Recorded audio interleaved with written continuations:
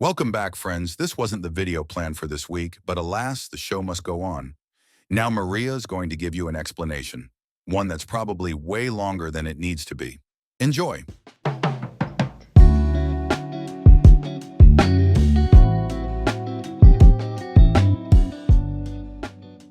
Heavy sigh. We gotta talk, team. We gotta talk. I filmed a 24-hour reading challenge. This past weekend, I sat down in this house and read for 24 hours. I read over 1,000 pages. I finished 3 books. I was feeling amazing. And then I sat down to edit 2 days ago and found out, to my horror, that all the audio was messed up. Every single clip where I was talking, there was this clicking noise in the background, and I'll insert an example of some of the footage here. There's always a part in like mystery thrillers where the story runs away from me. And it's such a cute reunion. Like, you can tell that they're really great friends. And there's nothing I could do about it. I researched for hours on how to mess with the audio, fix it, whatever, and there was just nothing I could do. The clicking was just low enough that it registered kind of the same as my voice frequency. So anytime that I would try and adjust for the clicking, it would also mess up my voice. So I did figure out what was wrong. It's my microphone. That's the culprit.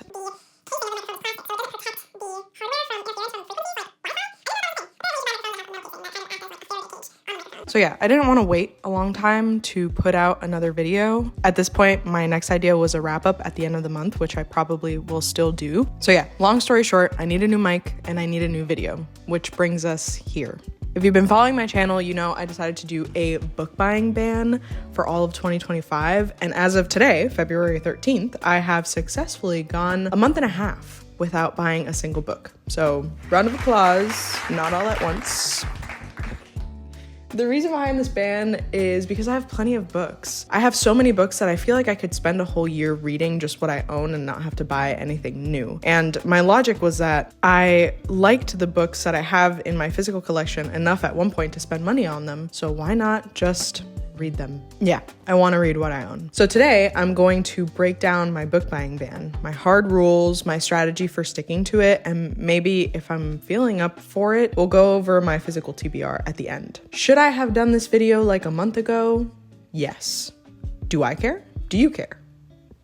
Probably not. So let's get into the rules.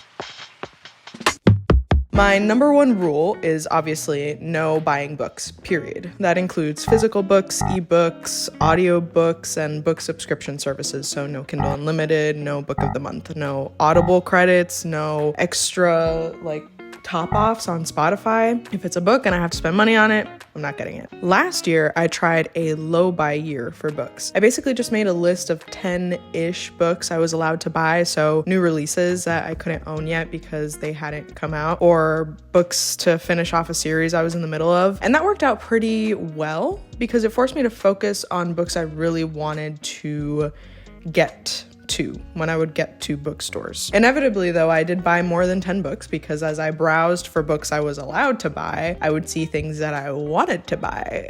And so I picked up a few here and there. So to eliminate that temptation altogether, I'm not gonna make an allowed to buy list. That might work for you though. If you're trying to do a low buy or a no buy year, making an allowed list helped me to definitely lower the amount of books that I purchased. Other people are allowed to buy me books. For example, my husband gifted me The Will of the Many by James Islington and Normal People by Sally Rooney for my birthday a few weeks ago. They were originally going to be ones that I would get through Libby or tried to borrow from a friend or something, but I took the opportunity to get them for my birthday. That's fair. I count that as fair. So how am I going to make sure I actually stick to this ban? Here's the plan. First is accountability. I've told everyone and their mom that I'm not buying any books this year. My parents, my friends, my husband, the internet. If you, yes you, for some reason see me at a cash register in a bookstore with a stack of books, shame me. I won't even be taken aback. I will just be ashamed. but I will have succeeded in my goal. Sometimes, not all the time, it's important to voice your goals to people so you feel a little bit of external pressure to succeed. And I felt like this was one of those goals that would benefit from people in my life knowing. Why? Because being an avid reader has been a big part of my identity for the last few years. People in my life know that I love reading and that I love visiting local bookstores and going book shopping, which is really the only shopping I can stand. My friends and I do some book-related activities, book shopping, midnight releases, stuff like that. So to eliminate those external pressures, I just let people know. And it wasn't that big of a deal. Nobody really cared. But it's helping me stay on track so far. I haven't counted exactly how many unread books I own, but I have a feeling it's more than 40, which is my minimum reading goal for this year. Realistically, I'll probably end up reading more than that, but either way, I have plenty to choose from in my home library. So step one is simple. Actually read what I already own and try and chip away at that physical TBR. I've been so lucky to have access to some awesome libraries. I mentioned before that I recently moved, so I just got a new library card to a new branch of libraries in this county. Both my old library and this new one gave me access to Libby, so I can borrow ebooks to read on my Kindle. That's super convenient for me personally, especially when I'm not in the mood to read anything that I already own. I can just browse what's available through the Libby app. Also, I recently explored my new library and just walking through the aisles satisfied the book browsing itch. I haven't checked out a physical book yet just because I have so many at home, but maybe I'll make a video where I only read books I checked out from the library. That could be fun. Let me know if you're interested in that in the comments. I'm interested. I'll probably still do it if you're not interested. Since I can't buy audiobooks, I'll be relying on the free 15 audiobook hours per month that are part of the Spotify subscription. I'll also use Libby and Hoopla, which together give me plenty of options. Some months, I don't feel like listening to audiobooks at all, and that's fine. I'm not gonna force it, but when I do, I'll make sure to use the resources I already have instead of spending money. I haven't borrowed many books from friends in the past, but I have lent out quite a few. I actually just lent out all my Emily Henry books to my friend because she read Beach Read and wanted to get through Emily Henry's whole backlog of romance novels before A Great Big Beautiful Life, I think that's what it's called, A Great Big Beautiful Life comes out. So I lent her my books. I had Funny Place. Wow. I had Funny Story, Happy Place, and Book Lovers. So she has those copies of my books. Actually, I just remembered that I lent out my first edition copy of Fourth Wing to a colleague's wife. Like the first edition that everybody went crazy for. I found when the book was first published, I found that edition just randomly at one of my local bookstores, and there were only 2 copies left, and me and my friend, we got them. And I think maybe a day later I heard that they were sold out everywhere, that nobody could get them, and I lent it out to, like I said, my colleague's wife. And I think she's had it for over a year now. And she recently told me that she tried reading it, but she can't really get into it, so she's gonna return it to me. And I was like, oh my goodness, I didn't want to bring it up. I'm such a pushover. Guys, I'm such a pushover. I didn't want to bring it up and be like, hey, by the way, that book is actually really valuable. So I just didn't. I didn't bring it up. In my mind, I was like, if I lost it, truly my fault. But it seems like it's front of mind for her to get it back to me, so I might get that copy back. I'll let you know when I do, but I was kind of relieved and also kind of just like surprised that she brought it up. Anyways, my husband also has a ton of books in the house that are available for me to read. I lean more towards fantasy, sci-fi, literary fiction books, and he has more nonfiction, true crime, man books. So if I ever really want to branch out into a different genre, I can always pick up one of his books. They are fair game as far as borrowing goes.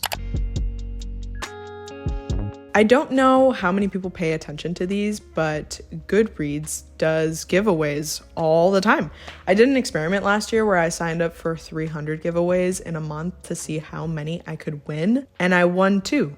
Both of them were ebooks, and they were both sequels in a series. So I would have to read the first few books to be able to get to the books that I won in the giveaways. 2 out of 300 is a 0.6% success rate, so I'm really not relying on this strategy that much, but it's something worth noting. I also just remembered that Fable does a lot of book giveaways when you join specific book clubs. They're basically incentives to join those book clubs. So I'll be a little more picky about those because I don't want to just sign up for giveaways for books that I don't plan on reading, but maybe take that idea for yourself. Maybe sign up for those giveaways. Okay. I think I can hype myself up to go over my physical TBR. I have to move my whole setup, which is really just a camera on a tripod and some lights. I gotta move it over there so you can see my books behind me. Give me a second. It's gonna be like 1 second for you. It's gonna be probably like 10 minutes of setup for me, so give me a second. It was, in fact, more than 10 minutes of setup.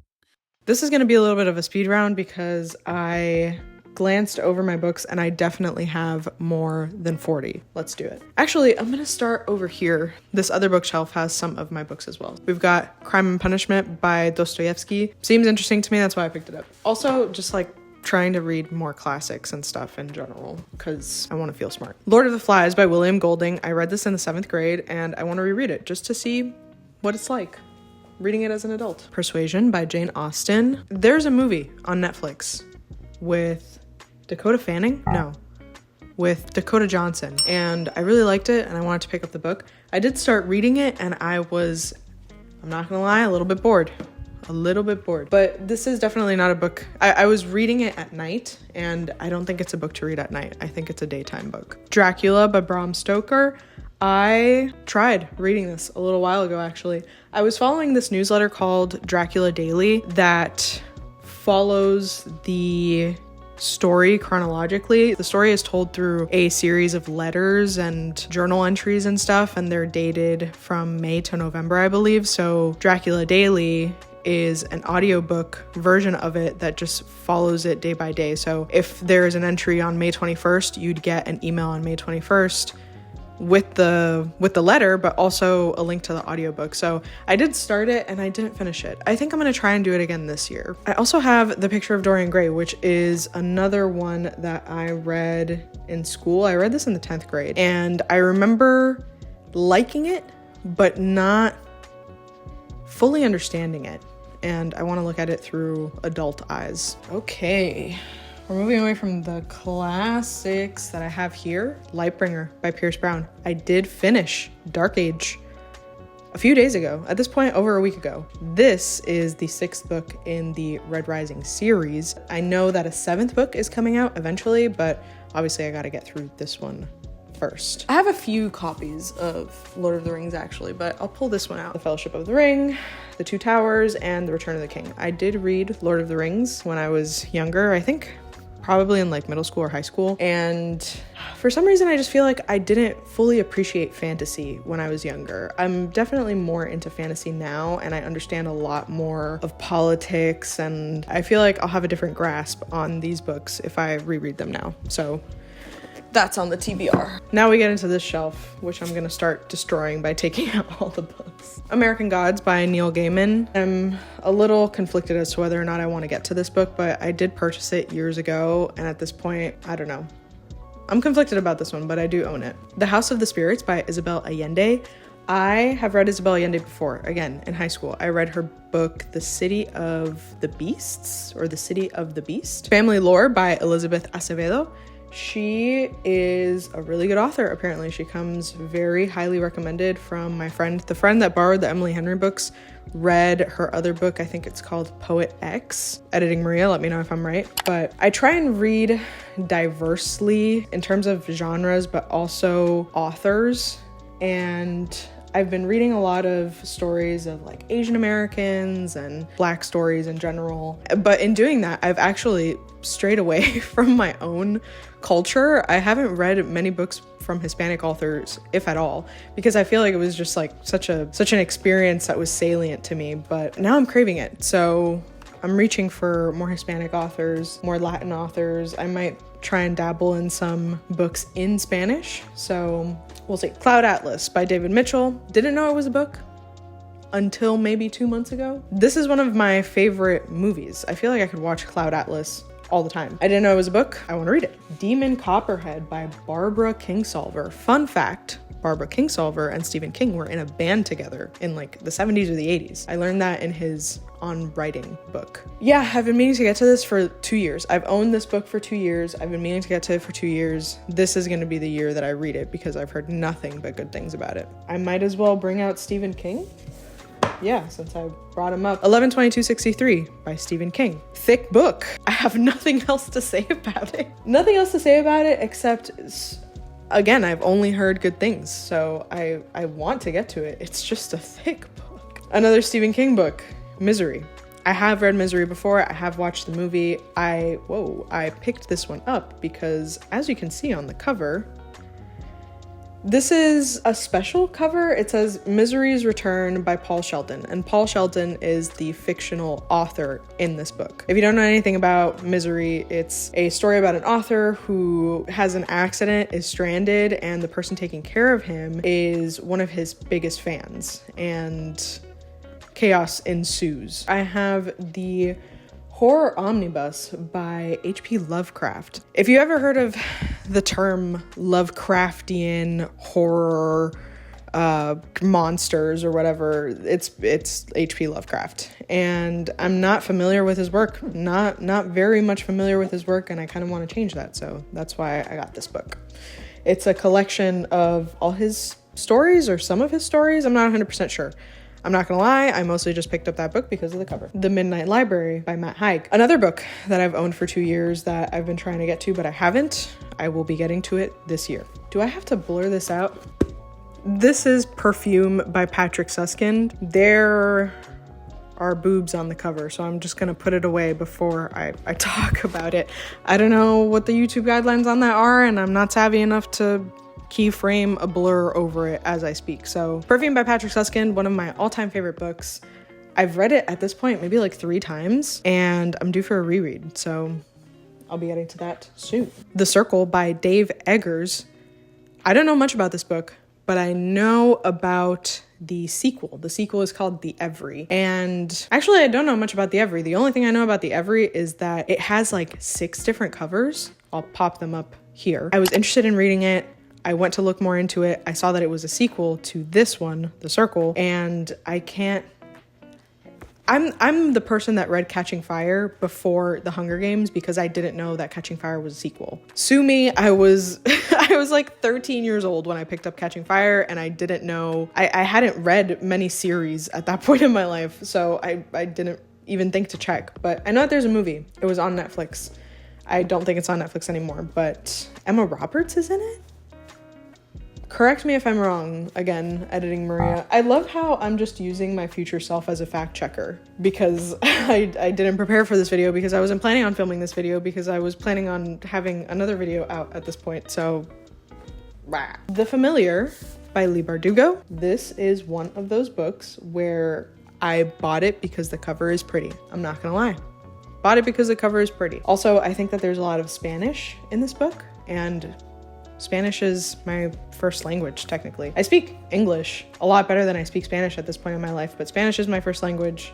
I'm still really fluent in it, so I'll enjoy those parts. They'll feel like just when I'm talking to my grandmother and I flip between English and Spanish and just hope that she understands. I got 2 Olivia Blake books that I want to get to. The first one is The Atlas Complex. I have read The Atlas 6 and The Atlas Paradox, and this is the last one that I have left. And honestly, I haven't gotten to it because I am terrified of this book. Whenever I read Olivia Blake, my whole brain has to be on. Whenever I understand what she's writing, I feel insanely smart. But also it is a bit of a chore to pick up these books, but I love them either way. So The Atlas Complex, that's what's coming up. The other Olivia Blake book that I have is One for My Enemy. You can see where the sticker was for, I think it was like buy one, get one 50% off or whatever. We need to start a petition for bookstores to not put freaking stickers on the covers of books. Jeez, it's so annoying. It pisses me off every time that I see it. Anyways, One for My Enemy by Olivia Blake. I soft DNF'd it because I picked it up in the middle of a really tough reading slump last year. And again, your whole brain has to be on to read Olive Blake. Even though this one is a lot easier to grasp than the Atlas Complex. The Atlas Complex grapples with a lot of physics and philosophy. This is just a retelling of Romeo and Juliet, but it's beautiful. I was enjoying it a lot, but it got to a point where I couldn't focus on it anymore. So I will be picking this back up eventually to fully enjoy it. Trust by Hernan Diaz. This was recommended to me at a local bookstore, and the lady told me that it was really good but really sad. And I haven't been in the mood to be sad, but at this point I've owned it for at least a year now, and I haven't gotten to it, so I need to. I own 2 Chuck Palahniuk books that I want to get to that I haven't read. Chuck Palahniuk is the author of Fight Club. I have The Invention of Sound, which is a relatively small book. And I have Not Forever, But For Now. This is his most recent release, I believe, if he hasn't released anything since. But I got this book actually at an author event. I met him and he signed my book, and he was so nice. And it was one of the most insightful author events that I've ever been to. I've been to a few, but he just has a really cool way of looking at the world and looking at his craft, and it was really such a treat to see. But this book that he signed for me, he signed for me, he wrote my name on it, I haven't gotten to, and I feel terrible, so I will be getting to it soon-ish. I don't know, we'll see. Sorry, Chuck. Chuck, if you're watching this for whatever reason, I'm so sorry. I want to read it when I'm in the mood to read it. I want to give it a fair chance. I have 3 Dune books, but I'm missing the direct sequel to Dune. I read Dune back in 2022, and here I've got God Emperor of Dune, Heretics of Dune, and Chapter House Dune. I think Dune Messiah is the one that I'm missing. I think that's the one after Dune. Again, editing Maria, do the math. I got those books at a used bookstore, and they are not used. It seems like someone purchased them and then was like, I'm not gonna read this. And then they gave it to the used bookstore, and I just found them, all 3 of them together, brand new for a discount. I wasn't gonna say no. So I've got those 3, but I do need Dune Messiah. I've got Lady of the Forest by Jennifer Robinson, another book that I found at a used bookstore. This is a romance fantasy from, I wanna say, the 70s or the 80s. But when I saw it, I wanted to pick it up because I want to see what fantasy romance was like in the 70s and the 80s. Look at this cover. It's so cool. I do have 2 Game of Thrones books. I have a Game of Thrones and a Clash of Kings. I know that the name of the series is A Song of Ice and Fire, but I call it Game of Thrones. Again, this is another book series that I read when I was in high school, but I feel like I didn't really appreciate fantasy for all it was worth. So I do want to get to those eventually. I am in no hurry because George R.R. Martin is in no hurry to write any other books. So I'm not in a hurry to get to those. All right, I'm gonna have to B-roll this one because I don't want to take out all these fat stacks, but I do have all the Hunger Games books. I have The Ballad of Songbirds and Snakes, which I have read. My plan is to read Sunrise on the Reaping when it comes out now this year. Does it come out next month? I think it does. Yeah, it does. Oh my goodness, exciting. So I'm gonna read Sunrise on the Reaping, and then I'm going to reread The Hunger Games, Catching Fire, and Mockingjay. So I have those 3. I also have all 7 of the Harry Potter books. I read this when I was younger, in like elementary and middle school, but I never owned it. So I've slowly been collecting the hardcovers from used bookstores and eBay. So I finally have all of them. I want to get to them eventually. These I can take out. I have The Well of Ascension. I have The Well of Ascension and The Hero of Ages, both by Brandon Sanderson. They are the 2nd and the 3rd book in the Mistborn trilogy. I want to get to The Well of Ascension this year because so much happened in Mistborn, and I don't want to wait too long before I continue the series. So I'll be doing that. I also have Ruin and Rising by Leigh Bardugo, the 3rd book in the Shadow and Bone series. And I really have to rip off the Band-Aid and finish that this year because it's taken me a while to get through it. And I really just want to get to Six of Crows, if I'm being honest with you. I feel a little conflicted about my general thoughts on this series because the plot is interesting, but the pacing is always a little bit off for me. And I don't 100% know what's going on with the romance subplots And also some characters I just downright dislike. Like, Leigh Bardugo does a good job of writing characters that I dislike, but I'm already 2 books into the series and I need to finish it. So I need to rip off that Band-Aid this year. How to Live Safely in a Science Fiction Universe by Charles Yu. He wrote Interior Chinatown, which is the book that got me back into reading a few years ago. And I actually just started reading this one. I started last night and it's so good. Charles Yu just has such a specific voice when it comes to writing. It's very stream of conscience. It's very witty and I am loving it so far. I've been eating it up. I laughed. I'm like 30 pages in and there were multiple times where I stopped to just laugh. I also found out that he was a writer on Westworld, the show on HBO, and that's one of my favorite shows. I think I'm just a Charles Yu fan. Slaughterhouse-Five by Kurt Vonnegut. This is a classic, modern classic about war. That's all that I know and I want to read it. Okay.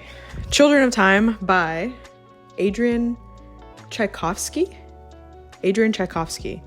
This was recommended to me by one of my husband's friends. Funny enough, my husband's friend, his name is Mike, shout out Mike, is a fan of Fourth Wing. He's audiobooked all 3 books. He's ahead of me. I've been reading those books for years and he's ahead of me. I trust his taste and he recommended Children of Time to us. This is a chunky book and this is technically my husband's, but I just ended up throwing it in my stash because I am gonna read it. And this seems like something that's up my alley. These Silent Woods by Kimmy Cunningham Grant. 2 last names, Queen. I have no idea what this book is about. Yeah, I have no idea what this book is about. My friend gifted it to me because she was unhauling a bunch of books to buy more books and she handed this one off to me. She said she really liked it and I don't have many books in the way of like thrillers, so it's good to know that I have one that I can pick up if I want something that's a little bit more fast-paced. A Darker Shade of Magic by V.E. Schwab. I love V.E. Schwab. The Invisible Life of Addie LaRue, one of my favorite books. I really enjoyed Vicious. I haven't continued with that series, but A Darker Shade of Magic, I've had my eye on this book for a while and I think I purchased it a few months ago because it was buy one, get one 50% off at Barnes & Noble. Graveyard Shift by M.L. Rio. This is a novella, Skinny Queen. I haven't heard good things about this one. I got it and then maybe 2 days later I saw a video where a lot of people did not like this one.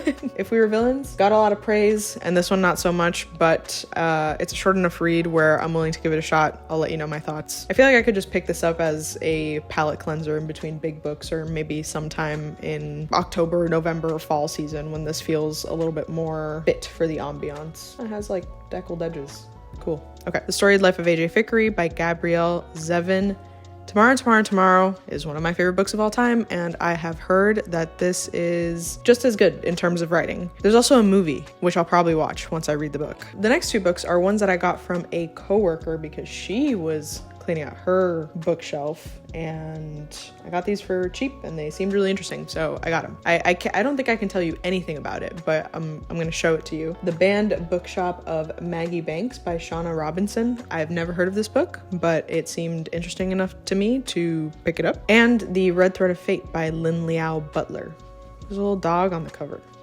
Look at him. Yeah, couldn't tell you what either of those books are about, but I have them and I will read them. And then There Were None by Agatha Christie. I read this book in the 7th grade. I vaguely remember kind of what happens, but I clearly remember liking the way that it ended and this being one of my favorite school books when I was in middle school. I've been meaning to reread it as an adult and it has been on my bookshelf for, I want to say like 2 years now. I got it for Christmas from a friend one year, along with a few of these other books. She got me a few and I haven't gotten to it and I feel really bad. Joanna, if you're watching this, I'm sorry. I haven't read it yet, but I will. Random nonfiction book. A History of the World in 6 Glasses by Tom Standage. This is my effort into getting into more nonfiction year over year. I think I read maybe like 3 nonfiction books last year, and the year before I read maybe 1 or 2. So I'm trying to get to maybe 4 this year, and this seemed interesting enough to me. So there's that. This one is called Dark School Path of the Neophyte by Maddie Silver. I picked this up at a convention at SuperCon in Miami. And Maddie Silver is a Canadian author, I believe, and he self-published this and he was tabling for it at SuperCon. Me and my friends walked by his table and he looked at us and was like, "Do you guys like to read?" And we stopped dead in our tracks and we were like, "How did you know that?" And then he sold us on this book. This is a choose your own adventure book, which is why it is kind of thick. It's heavy. This is a heavy book, but it's a choose your own adventure book, and don't really read all of it. You read parts of it. This is a little bit more involved of a reading experience, and I want to give it the attention it deserves. So I'm keeping it in the back of my mind, and by in the back of my mind, I mean I totally forgot about it. I think I got this in July of 2024, and I have totally forgotten about it. Sorry, Maddie Silver. We did speak. Maddie's really cool, but I will get to this eventually. 'Tis the Season for Revenge by Morgan Elizabeth. I will be honest with you, I will not be getting to this probably until Christmas. Normal People by Sally Rooney. I haven't read Sally Rooney, but she feels like someone that I should read since she's so revered and generally loved and is currently publishing things, so I feel like I just need to participate. So I'll be reading Normal People by Sally Rooney probably this year. It seems short enough where I can knock it out in like a dedicated weekend. Future 24-hour challenge where the audio works and I can actually use the footage. I'm still bitter. I'm still so bitter. Oh my goodness. Okay. The Guest by Emma Klein. I've heard mixed reviews about this one, but I liked the cover enough where I purchased it. This was another one that I got at a used bookstore, which should have told me something. It should have told me something that I got it so close to its release date and it was already in the used bookstore as like a book that someone turned in, not a book that the store had purchased. That should have given me a hint, but I was so excited to find it. I was so excited to find like a recent release for a cheaper price, so I got it, but we'll see. I'm gonna give it a shot. Firefly Lane by Kristen Hanna. Oh my goodness, why was that hard? I've never read Kristen Hanna. I've heard that she makes you cry, so I will be saving this for when I feel like crying. And I guess this is on Netflix now at this point. Is it on Netflix? Is it a movie on Netflix? Editing Maria?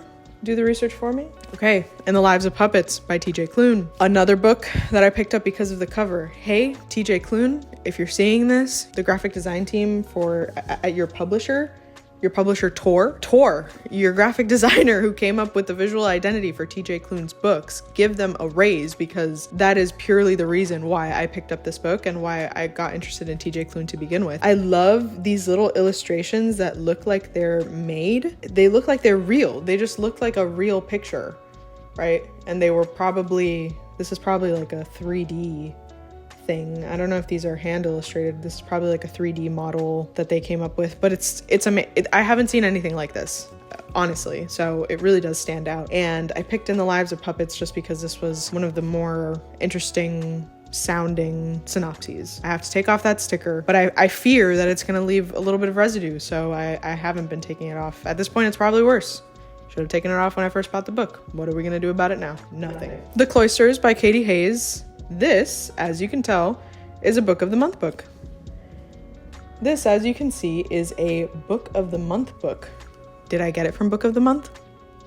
No, I didn't. I found this at a used bookstore. I think the cover came with it, like the jacket was on it, but it was a little bit messed up, so I just completely took it off and now it just lives like this. And for that reason, I have no idea what this is about. I think it takes place in a library and it's a mystery. I have it. I'll read it. The Enigma of Room 622 by Joelle Diker. Look at this cover. Look at this beautiful, beautiful cover. Another book that I picked up because of the cover. I got this early on in my reading journey, and that's how far I got into it. This is the front of the book. That's how far I got into it. Let me see what page it is actually. 230 pages. I read 230 pages of this book and then decided to DNF it. This is definitely a soft DNF. I think it was just a really ambitious jump into a book. Like it's a crime mystery book, and there's a lot of POVs, and I think one of the characters is actually the writer, like Joelle Dyke. One of the characters' name is Joelle, and I think he's a writer. And it's almost like as if he wrote himself into the story or wrote a character that is himself. I didn't fully understand it, and it's not a tough read, but it's a challenging read. Not tough in the sense where it's like you can't understand what's going on, but it's a challenge. This is a mystery book. And so I think I just went too long without reading it. And when I went back to read it, I didn't understand what was going on. So I will get back to it eventually. I don't know when, but I want to. And when I do, I want to be able to dedicate my full attention to it. So I'll be getting to this eventually. I feel like I've said that for every single book. Like, duh. I said that I was going to read all my physical books. Obviously, I'm going to get to it. We've got, slipping out of the dust jacket there. We've got The Will of the Many by James Islington, the book that my husband got me for my birthday. It's a thick one. I was recommended this book by someone over on Fable, actually. I'd heard about it. I'd heard rumblings about it on YouTube. What finally made me want it was that someone on Fable said that if I liked Red Rising, I was gonna enjoy this one. I did start it, but this week has been a tough work week, tough week in general, because once again, I spent the weekend dedicated to a 24-hour challenge, and I knew that I was going to be behind this week because of that challenge. And when it turned out that it was for naught, I've had a rough week, guys. I've had a rough week, but the only time that I've really had to read is in the evenings, and this is not an evening book. I've enjoyed what I've read so far, but I feel like like any big sci-fi fantasy undertaking, the first couple chapters are going to be dedicated to world building and introducing characters and introducing politics, and a lot of that is going on. I've been struggling through it at night. I hate to admit it because I'm the kind of person that works hard to understand so that I don't ever have to say that, but I gotta say it. I'm like 30 pages in and I had to put it down. This is a daytime book for me. This is gonna be like during my lunch breaks, during the weekends, during the day, maybe go out to a cafe to read this, because at night the information is not processing in my brain. And not here, but I know that I have them somewhere. I think they might be in a box upstairs. I have Pretties, Specials, and Extras by Scott Westerfeld, the next 3 books in the Uglies series. I read Uglies last year, the movie came out, all that stuff. I do want to get through that series because I owe it to my inner child. I owe it to my inner middle school self to finish that series. And last but not least, Onyx Storm by Rebecca Yarros. Hello! It did come in, end of January, so it felt like I got a book in 2025, but I had ordered it in 2024, so it doesn't really count. Honestly, I don't know when I'm gonna get to it. Here's my thought. I might get to it soon. I also might just push this off until 2026. Reread Fourth Wing and Iron Flame and get into Onyx Storm, because I feel like the experience of that is a little bit better. Like, just getting to run through the whole series without any big breaks. It also seems like the 4th book isn't going to come out for a while. So when I finish reading this, I'm going to have a while to wait for the 4th book. So I'm going to try and bridge that gap as much as I possibly can. But we'll see. Maybe I get excited. Maybe I get excited and pick it up. Okay, so I've tallied everything up and took a second to plug it into my Notion, but that was 67 books. Holy cow. It doesn't look like that much when it's in these shelves, but seeing this list, because I turned it into a list on my Notion, it's oddly motivating. It makes me want to get through all of these. I've seen a few creators do like a read it or unhaul it, like the jar, and seeing this list, I can see the appeal. Should I do a read it or unhaul it jar? New video idea, perhaps? This also makes me feel really positive. Like, I have so many books to pick from. I'm gonna have so many things to read for the foreseeable future. Cool. I didn't expect this as a side effect of this video, but I'm feeling a little better. I'm not gonna lie, I started this video feeling really low energy because honestly, I am really bummed that 24-hour challenge got scrapped. The pros are actually that I got to finish 3 books this past weekend, so I think I'm gonna have a pretty decent amount of books to talk about pretty soon. I can do a wrap up at the end of the month with the books that I've read in February and probably the books that I read in January too. I only got to 2 books in January. January was a busy month. Well, that's it for this video. Thank you so so much for watching. If you enjoyed this video, make sure to give it a thumbs up and let me know your thoughts in the comments. Don't forget to subscribe for more bookish content whenever my audio decides to work. You can also follow me over on Fable or Goodreads. I'll leave the link to those in my description, but it's the same handle as on here, Biblicore and Mint. Okay, that's it. See you next time. Happy reading.